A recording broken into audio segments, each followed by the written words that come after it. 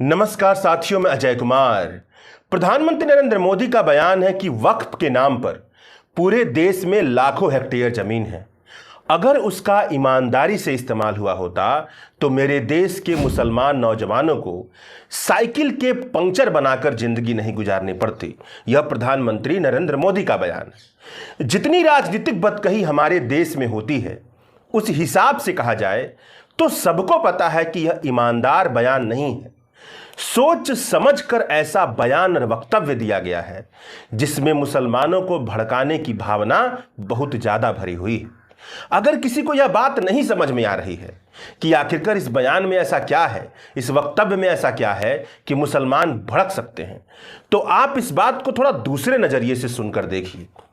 राज्यसभा में सांसद कपिल सिब्बल ने वक्फ बिल पर अपना पक्ष रखते हुए यह बताया था कि भाजपा कहती है कि वक्फ के पास लाखों एकड़ जमीन है, मगर थोड़ा हिसाब किताब लगा कर देखिए। सांसद वकील सिब्बल ने बताया था कि पूरे देश में 32 वक्फ बोर्ड हैं, लेकिन हिंदू धार्मिक ट्रस्ट का क्या?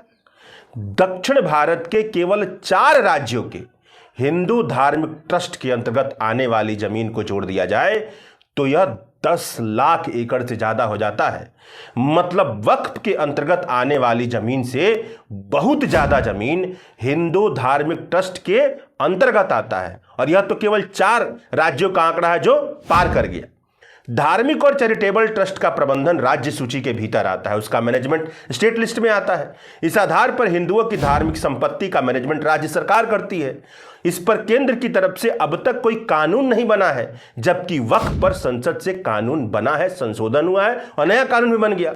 इसलिए पूरे भारत में वक्फ की संपत्ति और जमीन का आंकड़ा तो पूरे भारत भर का पता चल जाता है, मगर पूरे भारत के लिए हिंदू धार्मिक संपत्ति और जमीन का आंकड़ा नहीं पता चल पाता। अब अगर कपिल सिब्बल के भाषण से मिली जानकारी के आधार पर अगर प्रधानमंत्री नरेंद्र मोदी के वक्तव्य के तर्ज पर कहा जाए तो बात कुछ ऐसे भी बन सकती है कि हिंदू धार्मिक ट्रस्ट के पास देश भर में लाखों एकड़ जमीन है।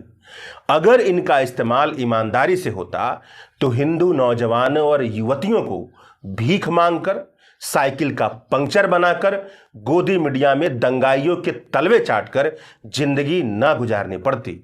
तो अब आप सोचकर बताइए कि क्या ऐसी भाषा भड़काने वाली भाषा है या नहीं?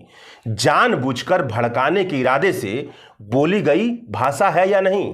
दरअसल सच्चाई यह है कि नरेंद्र मोदी और भाजपा का पूरा कुनबा यह बात बड़ी अच्छी तरह से समझता है कि धार्मिक संपत्ति के मैनेजमेंट और पॉवर्टी एलिवेशन, गरीबी उन्मूलन के बीच कोई सीधा संबंध नहीं है, मगर उनकी राजनीति जिस झूठ और सांप्रदायिकता की बुनियाद पर खड़ी होती है, उसकी मजबूरी है कि वह अपनी राजनीतिक पकड़ बनाए रखने के लिए सांप्रदायिक बातें करे, सांप्रदायिक मुद्दे उछाले, वक्फ पर कुतार्किक बयानबाजी देते हुए ऐसा जाहिर करे जिससे लोगों को लगे कि अगर इस देश में कहीं पर भ्रष्टाचार है तो वह वक्फ में है।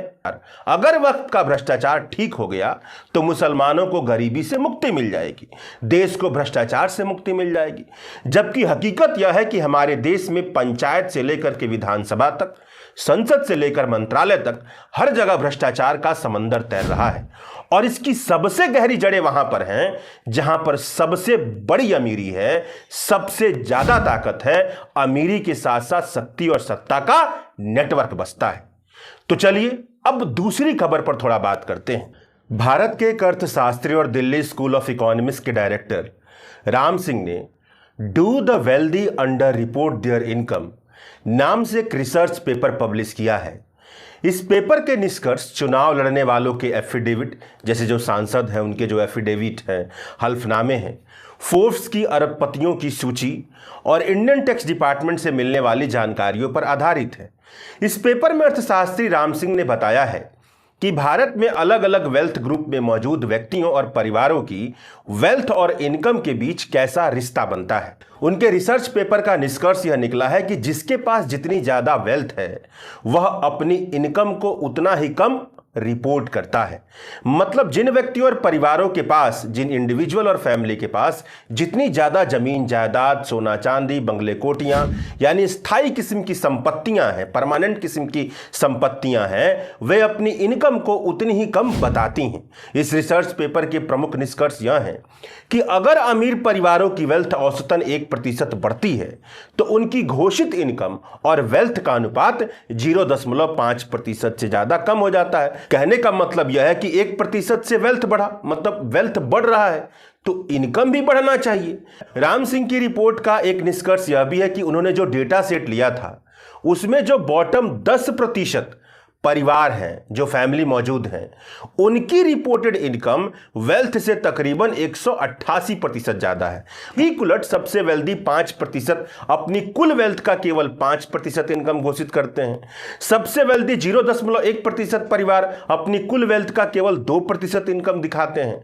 मतलब जो अपेक्षाकृत कम अमीर हैं वह अपनी वेल्थ के मुकाबले ज़्यादा इनकम दर्ज कर रहे हैं, और जो अमीर हैं, बहुत ज़्यादा वेल्दी हैं, वह अपनी वेल्थ के मुकाबले बहुत कम इनकम दर्ज कर रहे हैं। इस रिपोर्ट का एक निष्कर्ष यह भी है कि फोर्ब्स की सूची में शामिल सबसे अमीर परिवारों द्वारा दिखाई गई कुल इनकम उनकी कुल वेल्थ का 0.6% से भी कम है।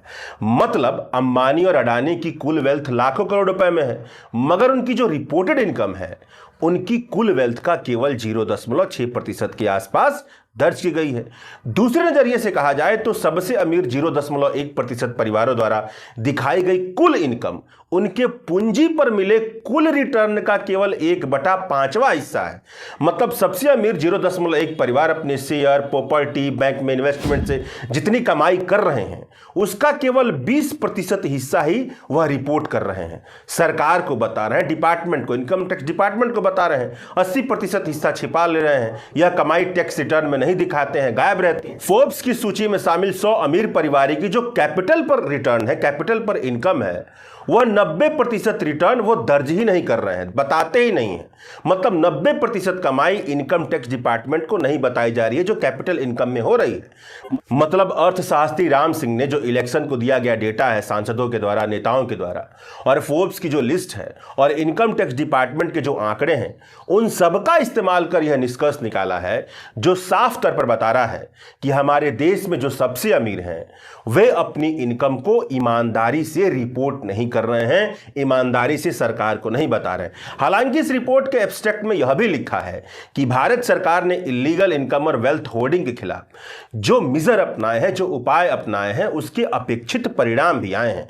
लेकिन फिर भी एक नागरिक के लिहाज से प्रश्न तो बन ही सकता है कि अगर भारत सरकार के कदमों के अपेक्षित परिणाम आए तो भारत के सबसे वेल्दी लोगों और परिवारों की तरफ से इनकम की इतनी ज्यादा अंडर रिपोर्टिंग कैसे हो रही है कि 90% जो कैपिटल पर रिटर्न मिल रहा है वही नहीं दिखाया जा रहा है। दिक्कत कहां पर है? अब बताइए, अगर अपनी वास्तविक कमाई बताने में इतनी बड़ी धांधली हो रही है और जो सबसे अमीर है वो कर रहे हैं, तो क्या इसे अमीरों का भ्रष्टाचार कहा जाएगा कि यह नहीं? जब लाखों करोड़ों की संपत्ति वाले इतना बड़ा भ्रष्टाचार कर रहे हैं तो उस देश की अर्थव्यवस्था पर बुरा प्रभाव पड़ेगा कि नहीं? और जब बुरा प्रभाव पड़ेगा तो क्या केवल उससे मुसलमान पीड़ित होगा या हिंदू पीड़ित होगा, या केवल कोई धर्म या जाति पीड़ित होगी, या सभी पीड़ित होंगे, देश के सभी नागरिक पीड़ित होंगे? राम सिंह के रिसर्च पेपर का निष्कर्ष बता रहा है कि भारत में जितनी आर्थिक असमानता दर्ज की जाती है उससे कहीं ज्यादा अमीर और गरीब की खाई है, क्योंकि अमीर अपनी वेल्थ और इनकम का सही ब्यौरा नहीं दे रहे हैं। मतलब यह बनता है कि अगर हिंदू मुस्लिम सांप्रदायिकता का राग छोड़कर के प्रधानमंत्री नरेंद्र मोदी देश में भ्रष्टाचार की हालत पर ईमानदारी से काम करने की सोचें तो उन्हें यह बात समझ में आएगी कि हमारे देश में जिनकी भी इनकम और वेल्थ करोड़ों में है उनके बारे में अगर ईमानदारी से यह जानकारी मिलती रहे कि उन्होंने करोड़ रुपए कैसे कमाए, लाखों करोड़ कैसे बनाए, सैकड़ों, हजारों और लाखों करोड़ का वेल्थ कैसे बना लिया, वो धंधा क्या करते हैं, उनका मुनाफा क्या है, उनका पैसा कहां से आता है और कहां कहां जाता है, क्या वे लीगल काम कर रहे हैं, क्या वे इलीगल काम कर रहे हैं, क्या वे ईमानदारी से पैसा कमा रहे हैं या बेईमानी से पैसा कमा रहे हैं। अगर यह सारी जानकारियां केंद्र और राज्य सरकार के अधिकारी ईमानदारी से इकट्ठा करते रहें, पूरा संस्थान है, पूरा प्रशासनिक अमला है, यह सब ईमानदारी से काम करते रहें, तो भारत में भ्रष्टाचार के महासागर में जितना पानी तैरता है उसमें बहुत ज्यादा कमी आएगी। केवल वेल्थ और इनकम के रिपोर्टिंग के मामले में शासन में पारदर्शिता के सिद्धांत को अपना लिया जाए, जवाबदेही के सिद्धांत को अपना लिया जाए, तो भ्रष्टाचार की बहुत बड़ी दुनिया जो है उसको बहुत बड़ा धक्का लगेगा। अब अंत में चलते चलते एक आंकड़ा यह भी समझ लीजिए, असेसमेंट ईयर साल 2023-24 में केवल 2,82,00,000 लोगों ने इनकम टैक्स का भुगतान किया था। इनमें से 2.5 करोड़ लोगों ने तो साल भर में 1.5 लाख से कम टैक्स का भुगतान किया था। मतलब भारत की 76 लाख ऐसी आबादी है जिसने 1.5 लाख से ज्यादा का इनकम टैक्स का भुगतान किया था। यही आबादी इनकम टैक्स का 87% हिस्सा भुगतान करती है और इसी के पास बम्पर पैसा भी है। मतलब 142 करोड़ की आबादी में 1 करोड़ भी ऐसी आबादी नहीं है जो बहुत ज्यादा टैक्स देती हो। अब अर्थशास्त्री राम सिंह के रिसर्च पेपर के बाद निष्कर्ष यह निकलता है कि भारत की 142 करोड़ की आबादी में केवल 1 करोड़ से कम आबादी इनकम टैक्स का भुगतान करती है और वह भी अपनी इनकम की अंडर रिपोर्टिंग कर रही है। शुक्रिया।